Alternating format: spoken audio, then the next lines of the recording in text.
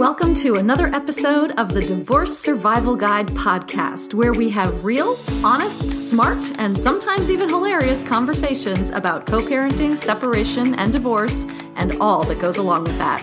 I'm Kate Anthony, your divorce survival guide, certified life and relationship coach, and happily divorced mom who helps women decide if they should stay in or leave their marriages and then guides them through the process one step at a time.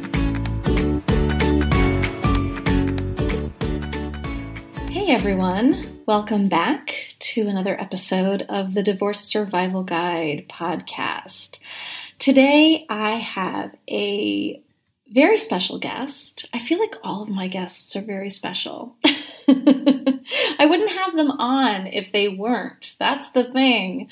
I rarely have anyone on my podcast that I don't know and have some kind of intimate relationship or experience with, because it's important to me that I bring you people that I know and that I care about, and I care about their message. And today is no exception. Today I'm interviewing a woman named Annie Grace. And doesn't she have the best name? Annie Grace. You can't just call her Annie. You have to call her Annie Grace. And Annie is the creator of and the author of the book, This Naked Mind. And This Naked Mind is now it's her company, it's her organization. I found Annie because about 5 or 6 months ago, I started very more seriously than usual questioning my relationship with alcohol. And after my divorce, my ex-husband doesn't drink. So I never drank in our marriage. And as soon as I got out, that was kind of the first thing that I did. And over 10 years, it had increased over time steadily. About 5 years ago, I was questioning it. I was in a relationship in which alcohol was a predominant part of our relationship. I had really started to question it back then. And here's the thing. I'm surrounded by sober alcoholics, and I'm surrounded by people in AA. As you guys know, I'm no stranger to 12-step programs. And so about 5 years ago, I was really questioning my relationship with alcohol, and the only place I knew to go was AA. And I called all my sober friends, and I was like, I need you to take me to a meeting. And they were like, really? Okay. And they took me I went to a few different meetings because I know that that's what you do. You go to a bunch of different meetings. You don't just rely on the personalities or the stories in one meeting. You check out a bunch of different meetings. And I did. I did not relate to the alcoholic story. I did not relate to alcoholism as being my thing. I knew that I was probably drinking too much, and I knew that there was something about it that wasn't that I couldn't control, but it was becoming more and more of a daily habit, practice. I don't really know how to call it at that time. I was just drinking too much, and I wasn't happy about it. But the only place that I knew of to get help, I didn't relate to. I didn't feel like I belonged there. And so it went on for another 5 years until someone recommended Annie Grace's book, This Naked Mind, to me about, 4 or 5 months ago. And I read this book, and it opened my eyes so widely, and it blew my mind. It totally fucking blew my mind. And I quit drinking right around that time. As soon as I started reading the book, I was like, oh, this is why I feel all the things that I feel. This is why I am so depressed, why I have so much anxiety. This is why I can't sleep. This is why I keep drinking more and more and more and more, and it's not getting better. This is why I feel like I have a problem with alcohol, but I don't feel like I'm, quote, an alcoholic. It was very eye-opening. And so I started following Annie religiously, and I joined her programs and all sorts of other things. And then I asked her to be on my podcast, and Annie has her own podcast. So let me give you a little bit of a background about Annie. She grew up in a one-room log cabin without running water or electricity. How about that? just outside of Aspen, Colorado. And Annie discovered a passion for marketing. And after graduating with a master's of science in marketing, she dove into corporate life. At the age of 26, Annie was the youngest vice president in a multinational company, and her drinking career began in earnest. At 36, in a global C-level marketing role, she was responsible for marketing in 28 countries and drinking almost 2 bottles of wine a night. Knowing she needed a change, but unwilling to submit to a life of deprivation and stigma, Annie set out to find a painless way to regain control. Annie no longer drinks and has never been happier. She left her executive role to write her first book, This Naked Mind, that I just told you about, and to share this naked mind with the world. In her free time, Annie loves to ski, travel, and enjoy her beautiful family. Annie now lives with her husband, 2 sons, and a daughter in the Colorado mountains. And the conversation that Annie and I had was really about a lot about sort of the prevalence of drinking in divorce and in mommy culture. So, without further ado, here is my very special guest, Annie Grace. Annie Grace, thank you so much for coming on and talking to my peoples about This Naked Mind and the alcohol experiment. Oh, I'm so glad to be here. Thanks so much, Kate, for having me. You have changed my life. So that the reason that I wanted to have you on this podcast was because your work in particular changed my life in a huge way. So I'm so grateful to you for that. I'm actually looking at my app right now. I'm currently 81 days alcohol free. Awesome. Congratulations. Thanks. I had to check my app. So I just want to ask you to give a brief sort of overview of what is the alcohol experiment and This Naked Mind. Yeah, absolutely. So This Naked Mind was my first book, and it was really born out of my own attempts to free myself. And it was one of those things where I didn't drink a ton in my early 20s, but then by my early 30s, found myself feeling really deprived or like I was missing out even if I didn't drink for a single day. And I would try to do all the rules, all the things, nothing until after 5 o'clock or nothing except wine or nothing except beer or only 2. Mm-hmm. And I just find myself being able to keep them for a day or 2 and then breaking them and saying, whatever, and just going back to it. And causing myself a lot of internal stress where a lot of my thinking started to be around drinking. And that was frustrating. And so I started asking myself, well, why is this changed? Why is this different than it used to be? I mean, I didn't used to think alcohol was key to relaxation or having a good time. I didn't even used to think about it much at all. And so I did something kind of weird, but I didn't know it at the time. And I stopped trying to stop drinking. And I just said, you know what, I'm going to research this and understand why things have changed. Mm-hmm. Because there has to be an answer here. It doesn't make any sense to me logically.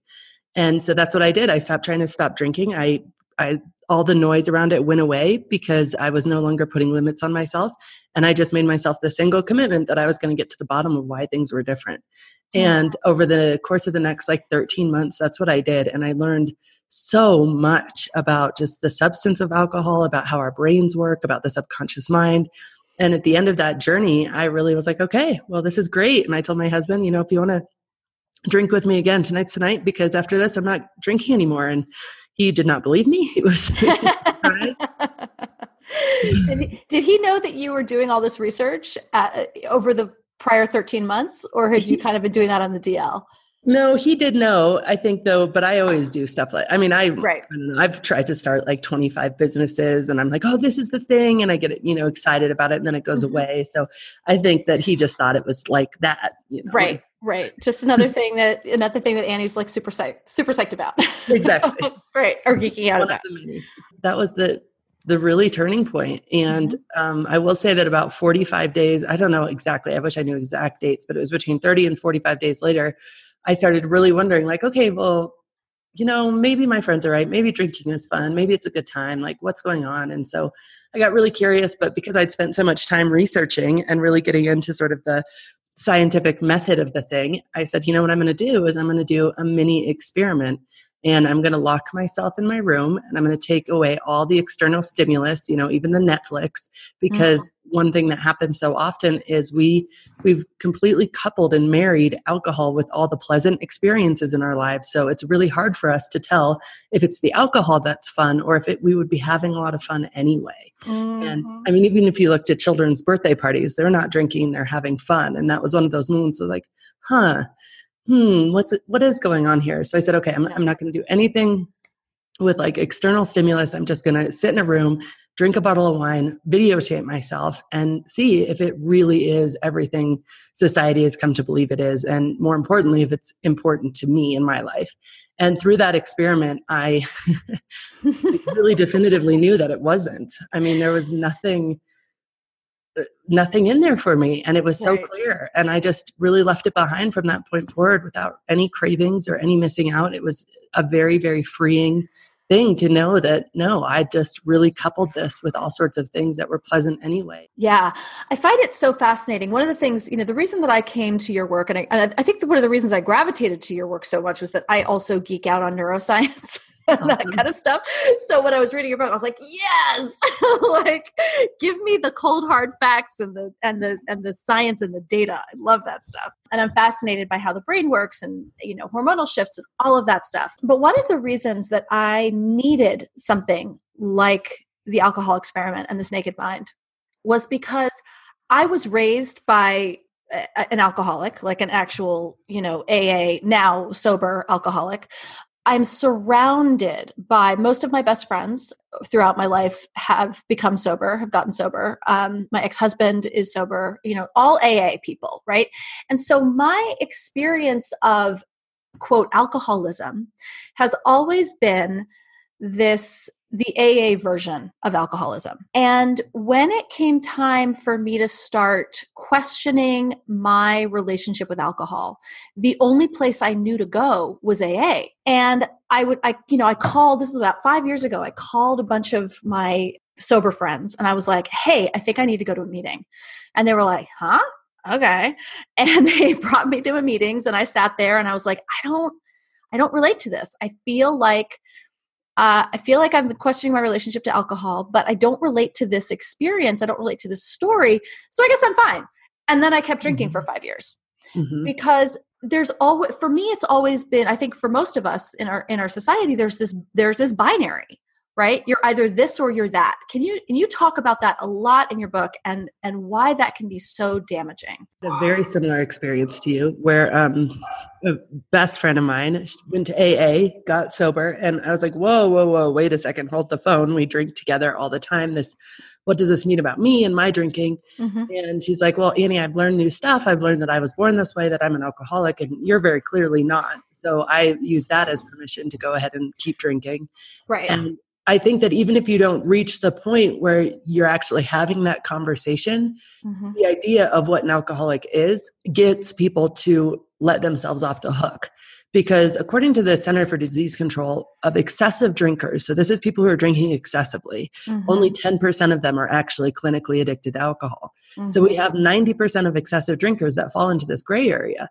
And they're not going to feel comfortable at an AA meeting because they're not going to relate to, falling down the stairs and getting a black eye a few times a month, or some of these different stories that happen when you are literally drinking, morning till night, or it has gotten such a hold on you where you can't stop. That wasn't my experience. I could stop. I just felt miserable when I stopped. And another way that I like to look at is the difference between like a real deep physical and chemical addiction and just a psychological and emotional addiction, which is really where, again, the 90% live is in this, it's in my feelings. Like I don't feel like the day is complete if I'm not having a glass of wine. I feel grumpy if I'm not allowing myself to. I feel like I'm on this constant deprivation or alcohol diet.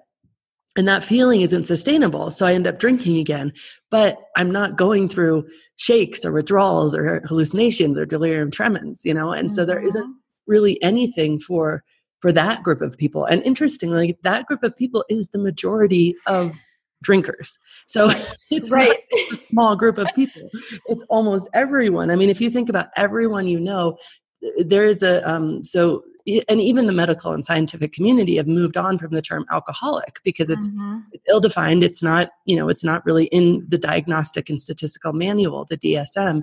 And in the DSM, they use this term alcohol use disorder, of which there's 11 questions, and you can go through and say, okay, where am I? And, mild, moderate, whatever. 2 of those 11 questions are, do you need to drink more now than you used to get the same effect? Is one of them. Everybody yes. I know who drinks would say yes to that. Yes. And another question, another question is there ever a time when you wish you would be drinking less than you are now? Like, do you ever have moments where you feel like you drank too much? And again, we all have those, I overdid it last night. And so if you look at it like that, then the majority of our population has some form of alcohol use disorder. But because we've put this terrifying alcoholic, no cure, lifelong disease, meetings for the rest of your life label on the thing, people are even ashamed to question it, because we feel like if you say, man, I think I'm drinking too much, you can't say that in casual conversation without people being like, oh my gosh, do you have a problem? Are you an alcoholic? Are you an alcoholic? Right, exactly. Yep. Loaded. Yeah, it's just loaded. And it's really unfortunate because we don't do that with anything else. We can question how much, fat we're eating or carbs or sugar or how much exercise we're getting, all of these other things. And we should be able to question this just as easily. But because of this idea of alcoholics and this, like you said, binary, we've made it so that it's really loaded. It's this or that, which is completely not actually true. Right. And it's like if I said to someone, I think I've been eating too much sugar lately, or I think I've been eating too many carbs lately, they wouldn't be like, oh my God, do you have a problem? Right. They'd just be like, yeah, right. Exactly. They'd be like, yeah, me too. Right. Right. Ooh, what does it mean? Right. So what is the truth?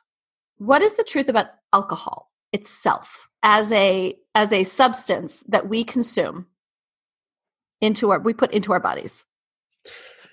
So, there's so many aspects to that question. We could definitely dive into a few of them that are really relevant, especially I think to your work. And a few of the things that are just definitively true is that when alcohol is being used, alcohol is addictive. And that's one thing that's true across the board. And that's sort of what I was getting at. Sorry, I didn't mean to lead you a roundabout way to that. Yeah, it's amazing though. It's one of those things that we just don't necessarily realize. What we believe is what we've been taught to believe is that there are addicts and there are non-addicts. Not that the substance itself is addictive, no matter who you are. Exactly. And that's the truth, right? Absolutely. And of course, it begs the question, well, why then do I see some people just take it or leave it their whole lives when other people, very quickly fall into a state of drinking way more than than is healthy for them? And why do I see this manifesting in all these different ways if the substance is equally addictive to all human beings? Right. And the answer to that question, there's a lot of nuance to this because people have different experiences, they have different religious backgrounds, they have different sort of internal guardrails. But at the crux of most of it is this place of, do you drink for stress or not?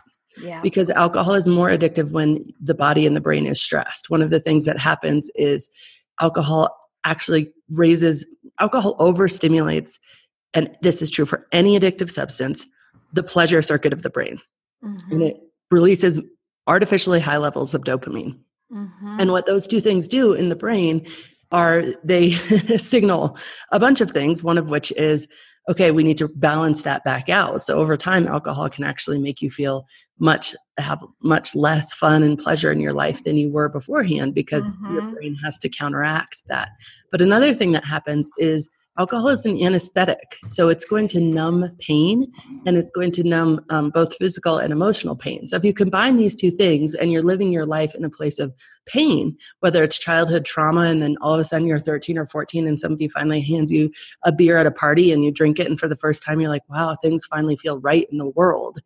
Then you can be very quickly addicted to it because it feels like something you haven't felt before. Now it goes away very quickly and there's a lot of very negative manifestations of that, as we know, but that is the hook, right? That is the thing. Equally, a very good friend of mine, Jolene Park, she had what we would call a occasional relationship with alcohol. She'd drink a few times a week, maybe with friends, girlfriends going out. And then she got divorced. And about 2 weeks after her divorce, when she was in so much pain, she saw a bottle of wine in her kitchen and she said, why not? And she went and she opened it. And it was the first time in 2 weeks where she started to feel normal. And it was because it's an anesthetic. And that launched her on, I think it was almost 12 years of drinking at a level that was really, not comfortable for her in her life. And again, she calls herself a gray area drinker. She never reached a point of rock bottom, but it was certainly something where it wasn't serving her anymore. And she had drank for a decade before that even happened, because alcohol is addictive when you drink it on a very repeated basis every single day. And if you're just drinking on a social basis occasionally, but all of a sudden when you start to self-medicate or drink for stress, there's always something stressful. There's always a reason to pour that drink. I know my relationship changed with alcohol after the birth of my second son. It had been occasional, take it or leave it. And then it had gotten pretty regular through my career, but it was still mostly out and about and stuff like that. And then we had one baby and it was still okay. But then that second baby, I got really bad postpartum depression. And it kind of blindsided me because I had been depressed in my 17, 18, 19 years old. And so I was like really ready for it. They always said, watch out for babies. But then I sailed through my first pregnancy and my first son's early babyhood. So I was like, okay, I'm set. And then so that second one came along and I was not prepared. And it was through that experience that my drinking really changed, because I started just very subconsciously realizing that this dulled pain, this numbed pain. And so even though, the pain was back the next day and it was significantly worse, and I was pouring all of these other unpleasant things into my life, like hangovers and anxiety, etc., in the moment, it really numbed the pain. And so it became something that I habitually would reach for. And only looking back on it can I kind of untangle that. But in the moment, it just felt like, okay, this is the thing to do. And it was at that point. And if you talk to most people whose relationship with alcohol has gotten to a place where they don't feel comfortable. And again, I'm not talking about someone in a rock bottom situation or someone, who feels like they need to walk into a meeting. I'm just talking about where in their heart, they feel that this is suddenly not congruent with who they want to be. In their heart, they feel that, okay, something here is amiss. I feel a little bit, I was in the driver's seat for a while. Now I might be in the passenger seat, and I'm not sure that I like where this vehicle is headed. And it doesn't matter how that manifests on the outside. I mean, when I stopped drinking, people said, but I never even saw you drunk. I can't believe you stopped. You're not the one I was worried about, sort of thing. And so it doesn't matter how it manifests necessarily. It's just like what in your heart is true for you. And often if you say, when someone starts questioning it to that degree, you say, okay, tell me your journey. There's a moment where they started using alcohol to self-medicate, whether it was just for parenting or for divorce or for something else, even a physical, car accident that they were rehabilitating for. And that line is pretty definitive. And it really explains why some people, can just, my Aunt Shirley, she can drink a glass of wine occasionally with her dinner her entire life. She's 90 years old. She's never had a problem with it. And, but it doesn't mean that the people who are drinking more than they want to were ever born with it or have some sort of gene or some sort of predisposition or some sort of addictive personality. None of those things have been scientifically proven to be true. And it really creates this, okay, well, I'm not even going to question it because my only option is I'm an alcoholic or I'm not. Right. Yes, exactly. And that's exactly where I was. I mean, my story is so similar that I was married to a sober, my sober alcoholic. My ex-husband had been sober for, at this point, almost 29 years. I think he's been sober this year. No, 28. And so, we just never had alcohol in the house. I never drank. It wasn't part of our daily life. And it was after my divorce that I started going out and drinking and having fun. And as my son got older, my son has a very severe ADHD diagnosis. And so as he got older and things got like really, really crazy and really difficult with parenting, that just became it. And I can track that. I can track it from my divorce and then through parenting my son through like probably first, second, third grade, things just escalating. And it took 10 years. for me to finally be like, okay, this has gotten bad, you know? And, so I want to talk about that sort of alcohol and transitions and alcohol and depression in particular. And you have uncovered or researched and talk about this a lot, the reality of how alcohol, what it does to you hormonally around depression and anxiety. Can you explain a little bit about that, the science there? Yeah, absolutely. So, I mean, what I started talking about a little bit earlier, and we can go a lot more into detail with it, is this idea that alcohol overstimulates the parts of your brain that make you feel good. So the pleasure circuit and produces artificially high levels of dopamine.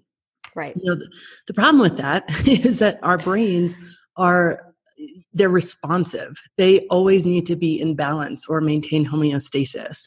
And so when something happens, this in your body, when you get too hot, you start to sweat to cool yourself down. If you get too cold, you start to shiver. The same sort of thing happens. So if you have this artificially high level of dopamine being released or artificial stimulation of your pleasure center, and you could tell me, oh, well, Annie, that's great. I mean, obviously, that's why we drink. That's exactly why we want that feeling. Perfect. Right. Yeah, duh. Tell me something. Right.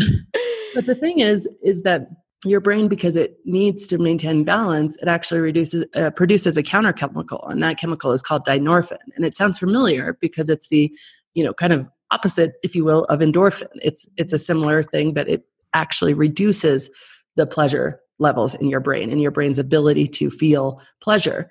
And dynorphin, while alcohol can leave your body relatively quickly, dynorphin, because it's a natural thing and your body's not like, okay, this is a toxin, get it out immediately, it doesn't purge it as quickly.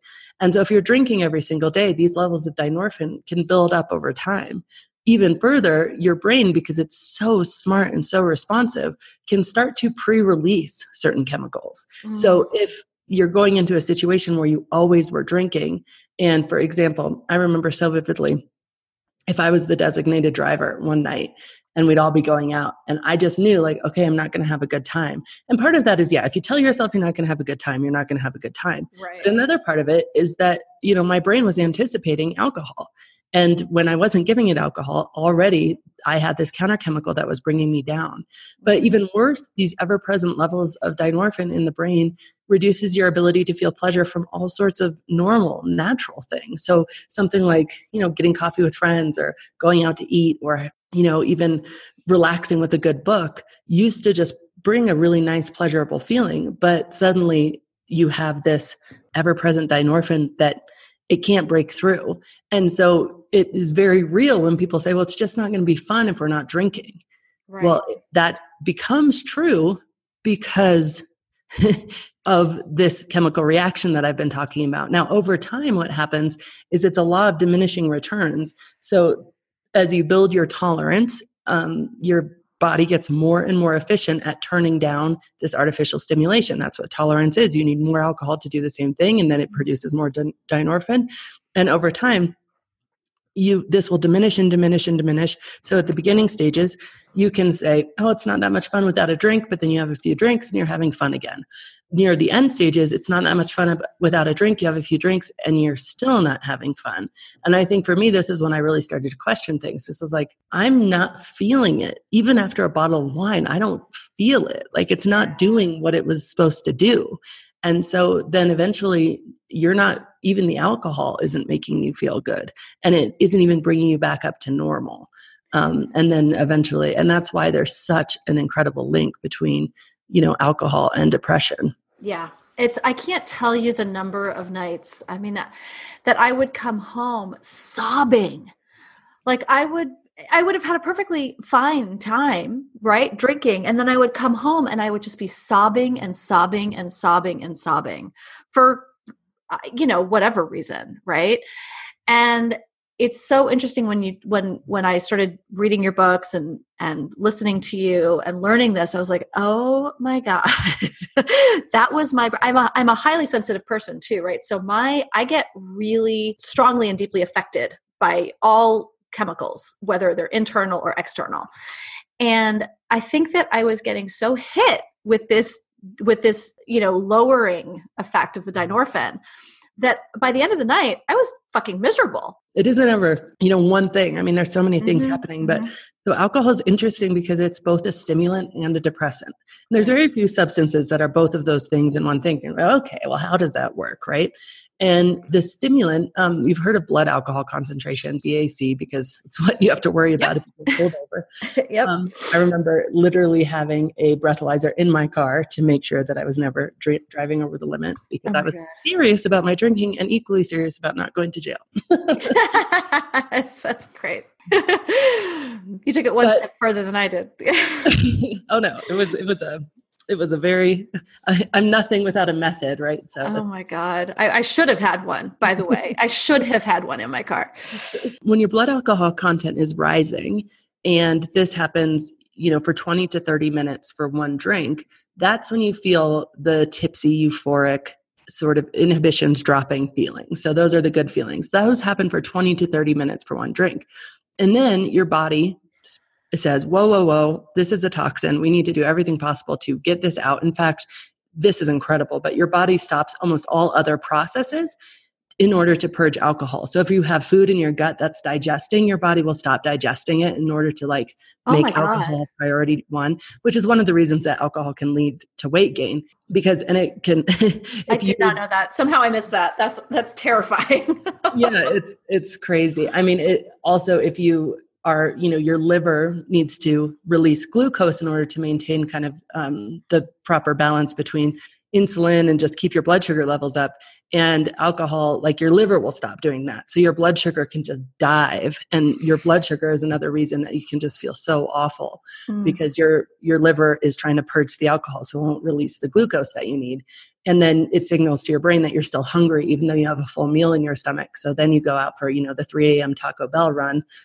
And all of these things kind of compound to mean that alcohol really is very, very severely linked to weight gain. But that's an entire tangent to bring me back to where we were talking about. So it's a stimulant for the first 20 to 30 minutes, and then it starts to fall. Your BAC starts to fall. And the kicker is that it starts to fall for 2 to 3 hours for one drink. And the falling BAC is restlessness, irritability, tiredness, not feeling comfortable in your own skin, feeling anxious. But you don't necessarily associate that with, this was caused by the drink. Your brain only remembers, it was the drink that made me feel good. So about 20 to 30 minutes after your first drink, you reach for another drink. Finally, sort of at the end of the night, your BAC will, have risen to a certain point. Now it's only at, and I don't have the number in front of me, but at a certain level, those nice feelings aren't there anymore. And they're all negative. And that's where you have angry, weepy, all of those sorts of things, because there's nothing at all positive in there anymore. It really leads you into that really negative place. And then it falls. I mean, it can fall well into the next day. Your BAC can still be falling. Oh yeah. We know this. We wake up kind of tipsy still, but we don't feel good and we feel miserable.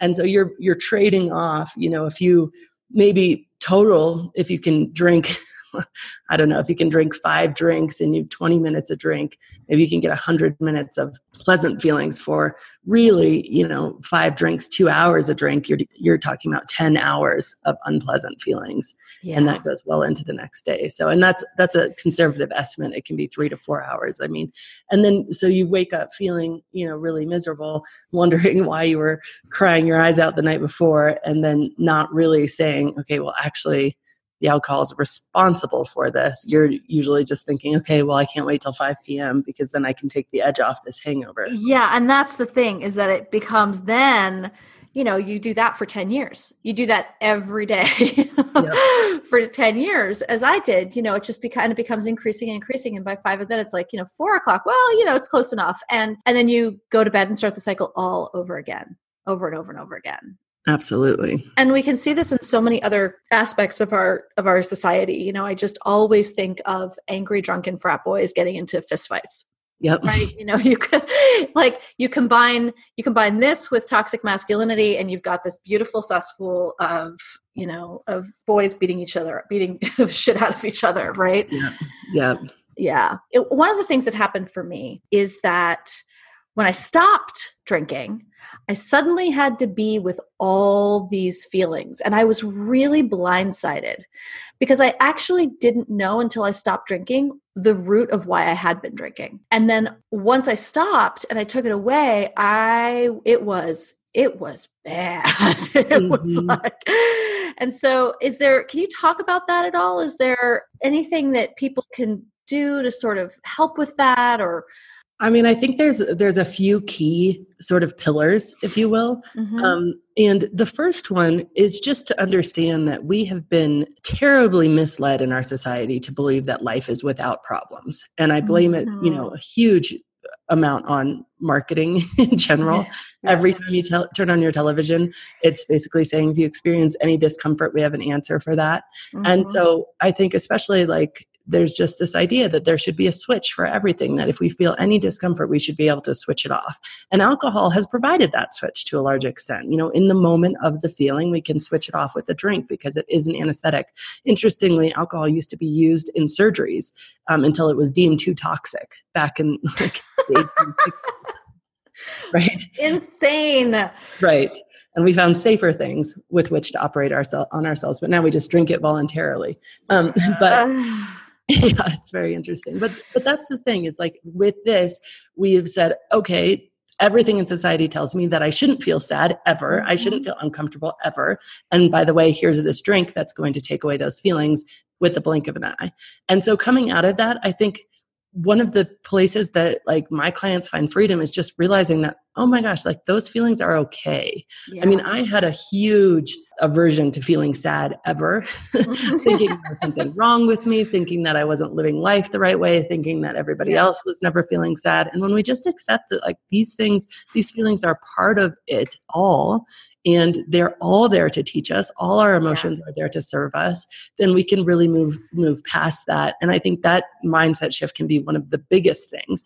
But equally, I think there's a lot of other things that we can do in terms of just really realizing, I believe that we have this very misconstrued idea of self-love in our society. We believe that self-love is we will love ourselves if we do something right, or if we look a certain way, or if we look in the mirror the days we feel sexy or not bloated, we feel good about ourselves. The day we feel bloated, we feel bad about ourselves. And it's all either based on external things that have to do with, how we did on a certain thing in our lives, or how we performed here, or what we expected of ourselves and how we measured up.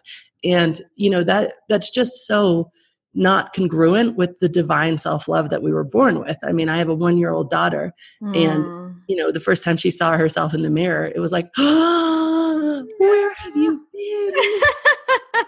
been? This pure joy of loving herself, and that's what we were all born with. That is inside every single one of us. And I know when you've been beat up through all this stuff, divorce, possibly adultery, things that say you're not worthy, you're not able to be loved, all of these things can really pollute that, because you think you've tied this idea of self-worth to something besides just existing. You love you deep at your core just for being you. And so I think that's just reframing that and understanding that there's nothing, all you have to do is just be thankful that, you're breathing when you're asleep and not killing yourself because you don't forget to breathe, or, your heart is beating. And just because you exist is the reason that you are worthy of your own respect and your own love. And when you start to look at it that way, by the way, you also start to really oh, okay, this body is doing the best it can to keep me alive and to keep me experiencing this life. So I actually want to consciously do the best I can for my body. And you start to make better choices. And then it becomes this beautiful upward cycle of things. And so often we have that backwards, right? So often we're when I have the perfect body, then I'll love myself. When I've lost 10 pounds, then I'll love myself. And it's not that if you love yourself first, you will lose 10 pounds, right? Because that's actually not what this is about, right? But it's about that when you love and honor yourself, when you put the love first, you start making healthier and better choices for yourself. And if 10 pounds comes off as a result of that, fine, right? Sometimes it doesn't. Sometimes it comes on, right? But at that point, it doesn't matter because it's about the self-love first. Yeah, absolutely. And I think that it's just really realizing that that exists inside you, just getting quiet enough and becoming unafraid of being with ourselves. I think I remember a point in my life where I was just constantly running away from solitude, whether it was turning on a book on tape or a podcast or making sure I was surrounded by people or just not allowing any solitude because I was so afraid.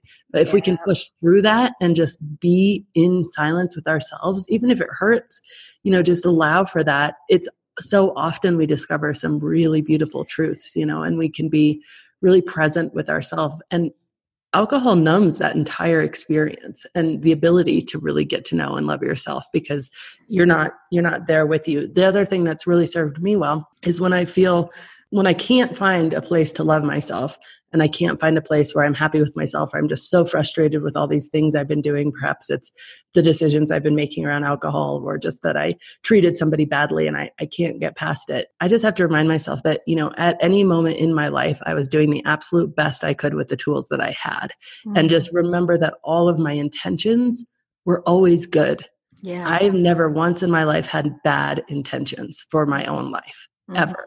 It's just that I've been given tools, and alcohol is a tool that as moms and as wives, we are given, here it is, guys, this is the thing. And over, we're bombarded with, this is the ultimate tool to fix all the stuff. It's like the duct tape for life. And so we're just using the tool we had, no matter what that was. Yeah. I want to get into that. I also, I want to put a pin in that because I do want to come back to that whole thing. But I also want to just point out, you made a really great distinction between, we're talking about being with your sadness and that we've been taught that that's something that there's a pill for that, or there's a fix for that. I happen to love, my pill for that, but there's a difference between sadness and depression. And I think that those of us who suffer from actual clinical depression, as I do, when we start to feel sadness, for me, it's terrifying because it's such a trigger. It's like, oh God, here we go. And what I've found since being alcohol free, again, only 81 days, but is that I can feel sad and it's not the same as my clinical depression, which I think was really being triggered so much more by alcohol, and I'm on my antidepressant and I can pry that from my cold dead hands. But so now I live sort of this even keel life. And if I feel sad, I feel sad, but I'm not triggered that thinking that I'm spiraling down into my depression anymore. And I think there's an important distinction between sadness and depression, right? Absolutely. I think that it's really interesting because they're so not the same thing. Sadness comes and it goes, and depression doesn't go. It is with you all the time. And there's no energy in depression. Depression is just like a hopelessness that's not, even anger or even sadness, there's energy in the emotion. You can actually do something with it or about it. Whereas depression, you're almost crippled to do anything for or about it because you are just, at the lowest level. Yes. And it's really interesting because I was on, I've been in and out of on antidepressants my whole life. And since I was about 17, so not since I was a kid, but I definitely struggled with it as a kid. I just didn't, wasn't going to any of the doctors or anything. So it wasn't something that I was talking about anyone until I went to college. But in any event, one of the things that ended up happening, very similar to your story, is that it was so beautiful that antidepressants, I think, really were one of the things that got me stable enough to start looking at my relationship with alcohol. Yes. And without them, I would have never been stable enough even to do that. About a year and a half, it was probably a year to a year and a half after I stopped drinking, I started realizing that they were also, I started feeling like, okay, at the beginning, all you're experiencing is the really low lows, and just to not feel those low lows because they're so hard to climb back out of was just so incredible and such a beautiful thing. About a year and a half later, when I really learned to navigate my own emotions, I started realizing that they were also preventing me from some of the highest highs. And so I was like, okay, I think I want to start to look at this and see where I can get to. Now, I don't believe that I could have ever gotten off alcohol without antidepressants, but I also don't believe that I could have ever gotten off antidepressants if I would have continued to drink. Yep. It's interesting because I went back on meds this past July and then I stopped drinking in November. I don't think it would have been possible It absolutely would not have been possible. And I question it. Right now, I'm like, I'm not touching anything. But I do wonder Right. if at some point I might be able to do that. Right now I'm happy where I'm at. But Like I said, it was a year and a half, because yeah, it's not a quick thing. I mean, it's really you have to be true to you. There's been times in the last year where I've just started weaning my baby and seeing some signs in my life. And I'm like, okay, if this gets worse, I'm going to go back and, yeah. get back on some things. So it's certainly like, you have to be just so careful with it. And definitely Mhm. sadness is something that comes, serves, and goes. And depression is something that never leaves. Yep. Amen to that. So let's talk about mommy juice. Let's talk about the messages that we get as moms, as women, about alcohol and wine and marketing and all of that. I remember, yeah, it's so interesting. I was, bought into it hook, line, and sinker. I remember giving my husband a card that said, it's not drinking alone if the kids are home. Yeah. And just this idea that mom play dates, fueled by wine, we're connecting better, we all deserve it. And it was almost like this feminist thing in a way. It was like, okay, men were drinking so much more than we were. And, why shouldn't we be? Why shouldn't we be having that much fun? Of course, like that totally makes sense. And so we hopped on it, and that was also really, none of us like to say we're really influenced by marketing. Unfortunately, all of us are, because that's why they do it. They wouldn't spend so much money. But the alcohol industry actually identified women as an underserved market and realized they were consuming significantly less alcohol than men. And so decided to really pivot their marketing campaigns towards women and specifically towards moms. And so all sorts of brands started coming out. Mommy Juice is one of those brands. Mommy's Timeout is another brand of wine. What is it? Angry Housewife, I believe, is another one. There's just all sorts of kind of cheeky, fun brands of wine that are very specifically targeted at women.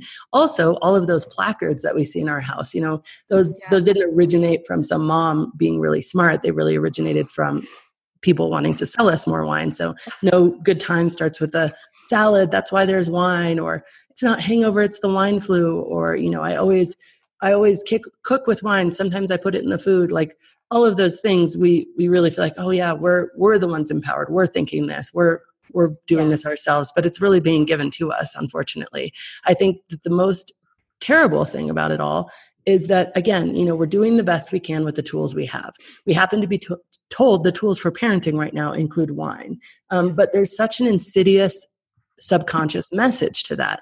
There was a t-shirt that I saw recently and it was like, mom's happy hour is 2 Xanax and a bottle of wine. And God. the message with that is that, mom, you're not strong enough to do this on your own. You don't have what it takes and you need something else. You need something separate. And we start to believe these things. And it's just such BS. I mean, we are so strong enough to do this on our own. For millennia, mothers have mothered, and mothers have mothered in much more intense circumstances than we're facing in this moment. And we've been strong enough and we've gotten through it. And it also really breaks my heart that the tribal nature of mothering, the joining together and parenting all the kids at once has been hijacked by alcohol. And I mean, that's just such a bummer, because that is something that we do need. And that is something that is important. And for it to have been, infiltrated, if you will, by drinking and by this message that it's not just each other that we need. It's not just ourselves that we need. No. Those things aren't sufficient. You actually need this fermented liquid in a glass. That's what you really need. It's just really tragic. It is. And I love that you brought that up about the fact that, we desperately need to, women desperately need from sort of our primal natures to gather together in community. And the fact that all of these aspects of community that we gather together in, whether it's play dates or book clubs or anything like that, has been co-opted by the alcohol industry, is so sad. Truly sad. And, the other sad thing about this is that, the message that, you talked about the messaging, and the message that we get is that we're deficient. We can't parent. We can't get through, the hours of 3 to 9 or 3 to 7:30, whatever, without alcohol. But the message that we're sending our children is, I think even worse. That we can't get through hanging out with our kids without some kind of substance to relax us or take the edge off, right? Yeah. That they're so stressful, Right. right? Which, sometimes they really are, but that we need to be drugged in order to parent them, right? It breaks my heart because my son is 13. So I spent all of his childhood drinking. And that I'm horrified by it. I think it's one of those things, you're definitely doing what you could with the tools that you had. And I think that now, to having the conversations that are really vulnerable and really explaining that you're horrified by it will be so impactful for him. But I think it's so true what you say. I mean, it is, we think for some reason, it's crazy. We're surprised by how much our kids know over and over when they start to say their first words, like, I can't believe it. She's talking. I can't believe it. She's walking. I can't believe it. This. And it's like, we're over and over surprised by how advanced they are. And even in our surprise, they're so much more advanced than we even realize, right? The amount that they absorb and understand and how they take it, especially because when a child sees a parent drunk, and there's lots of studies that have been done on this, or even just tipsy, they feel really afraid. Fear is their primary mechanism to deal with that, because even if the parent is a happy-go-lucky, laughing person, just go out sober and spend a little bit of time with somebody who's tipsy and look into their eyes, and you see the vacancy. You can tell that they're not firing on all cylinders. You feel the lack of presence. You feel that. And our kids feel that. And so they feel really disconnected and really afraid. And so many people have written into me and said, oh, it was just the moment that things changed for me was when my kid just asked me if I would stop, can I not do it tonight? Can I just not do it, on her birthday? And then a lot of times we have this dialogue in our head that says, well, it's not even going to be fun for me and I deserve it. And so, what do they know? I mean, she doesn't get me. She doesn't understand my life. And we do it anyway. And I think that that's really just perpetuated by the fact that we don't see how it feels for them anymore, because we're just not really in touch with it. And it's so hard after you've been drinking to understand what it looks like when you're drinking. I think back to the experiment that I did, back 4 or 5 years ago, where I got drunk in front of a video camera. You cannot understand how you look drunk until you get drunk in front of a video camera. I don't want to do that. Like, I want to do it because I want to see it so badly, but I also don't ever want to do it. I don't want to drink again. So I'm like, I don't want to do it, but oh my God. Yeah. Only do it if you feel like you want to drink again would be my advice. But it is absolutely, it's amazing. And then we say, wow, that's what we're serving up for our kids when we're kissing them goodnight. I remember my son came up to me and I asked him to sit on my lap. He's like, oh, I don't want to. You smell bad and your lips are purple. And he was 4 years old. And it's just incredible. And and again, we don't know what we don't know until we know it, right? Yep. And then once we know it, you can't unsee it. You can't unring that bell. Just really quickly, because I think it's important.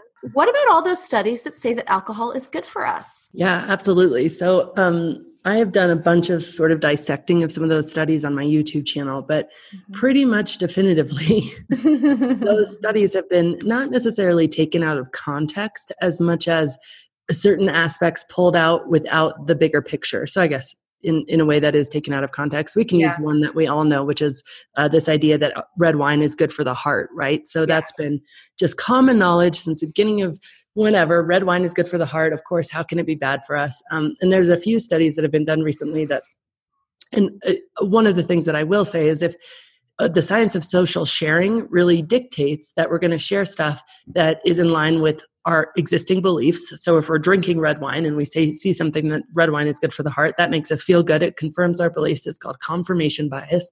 And we're going to share it. Also, that's in line with kind of our beliefs of our friends. So it makes us seem smarter. It makes us seem like, oh yeah, she's cool. She's hip. She's sharing that. It makes them feel good. And so we're not going to necessarily share something that goes completely against the grain. So when studies come out disproving that fact, those don't get shared. So there's some interesting studies done on how often studies get shared. And it's like 100 to 1, where things get shared, like red wine is equivalent to a half hour in the gym, or prevents dementia, or helps you live longer. All of these things just get shared rampantly. And since we live in this headline culture, we don't read past the headlines very often either. So we just continue to confirm these ideas. I've looked into multiple of these studies, and over again, there is something that is just a really erroneous fact in them. And I'll share one with you. But often the scientists who have done the study had done it for other reasons. And now that it's been like shared in this way, they are very upset because they never intended to be contributing to this sort of problem. But for example, the one where red wine is good for your heart, it was because of a chemical called resveratrol. And that chemical can be found in all sorts of other places, like blackberries or grape juice or things like that. But they had done a study in mice that resveratrol helped to reduce, I forget what it was, if it was blood pressure or something like that. So they'd done this study in mice, and it helped in mice for their hearts to be healthier. And so they published all of these studies about red wine being a source of resveratrol was good for your heart. They decided to follow up on a study in humans, which they did in a region of Italy where they have very high diets in resveratrol and in red wine. And they studied these people for over a decade to see if there was any heart health correlations. And there was absolutely none. And so they actually published this study saying it was really interesting. We got very excited about what had happened in the mice. It did not translate into human consumption. And resveratrol is definitively not good for your heart. It doesn't help heart health. But that study, of course, you've never heard of it because it's never been shared. And there's so many. Because it doesn't confirm what we want confirmed, right? Yeah. Yeah, the one, just really quickly about alcohol helping you live longer. It was very interesting because it was done on a very small population. So it was like 322 people, and they broke them up into heavy drinkers, moderate drinkers, and non-drinkers. And they followed these people for 20 years. This was called the Houlihan study. And over the 20 years, they saw how many people died. They started when they were 50 and they ended when they were 70. And they saw how many people died. And there was a slightly higher percentage of the non-drinkers that died in the 20 years. And so they concluded, well, the highest percentage was of heavy drinkers that died. And then the lowest percentage was of moderate, and the middle was of non-drinkers. And so they concluded that moderate drinking led to longevity. Now, what they didn't disclose, number one, they didn't disclose the cause of death. So we can put that aside. But the other thing, which the scientists said in the study that never made it into any of the articles, was that the non-drinkers were non-drinkers often because of other health problems that precluded them from drinking, obesity, medications they were on, or things that did not allow them to drink, or primarily they were non-drinkers because they had had severe alcohol problems in their past and they were now sober. So... So that study that it flies around the internet all the time, and it's completely flawed. And it's so interesting is that, most scientific studies deal with correlation versus causation, right? Right. And yet this is clearly a correlative thing rather than causal. There's no evidence whatsoever to support the fact that it's causal. No. Not at all. And yet we walk around quoting it. And again, the scientists who did the studies did not do the studies for these reasons. These things were pulled out of the studies, and they are very much to their chagrin that it's even being, discussed or used in this way. Yeah. So fascinating. So enlightening. Annie, thank you so much for coming on and talking about this. Are there any last minute words that you want to leave people with, or anything that you want people to know? I think that if you're in the place where you've heard some of this stuff and it's actually causing you more stress than anything else, I would say to count that as a really good thing. Awareness can be very painful, and awareness is often painful, but you can't really solve a problem you don't know you have. And I'd also just say that this is not your fault.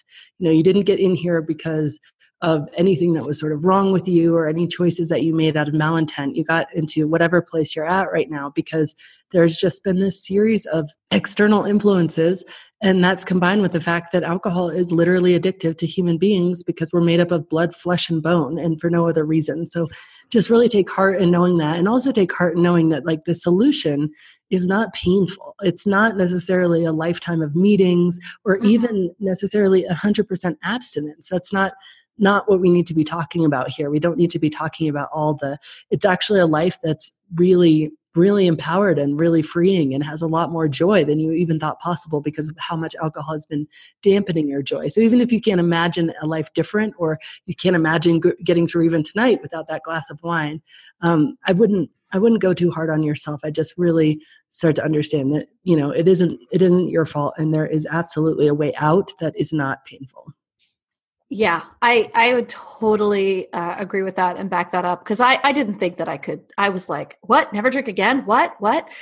And now I can't imagine drinking, but who knows, right? I mean, I really sort of learned the definition of one day at a time when I began this, and it began with reading your book. So I strongly, highly recommend that to everybody. We'll have links in the show notes to everything. I started out with This Naked Mind. Annie has a new book out called The Alcohol Experiment, which takes you day by day through, and you have the free alcohol experiment out there, which people can go through. We'll put all the links, all the links in the show notes. It's true. It doesn't, when you start to learn about it, again, you can't unring that bell. And it becomes less about deprivation and more about wanting more for life is what I've found. Absolutely. Yeah, it's pretty awesome. Annie, thank you so much for coming on and talking to my people. Thank you for the work that you do. It's truly life-changing and transformative. It has been for me, and I'm so, so grateful that you do what you do. Thank you. You too, Kate. I love what you're doing, and I just really appreciate it. Thank you, Annie. Thanks for listening to the Divorce Survival Guide podcast. You can find me over at kateanthony.com, and be sure to subscribe to this podcast on iTunes so you don't miss an episode. See you next time.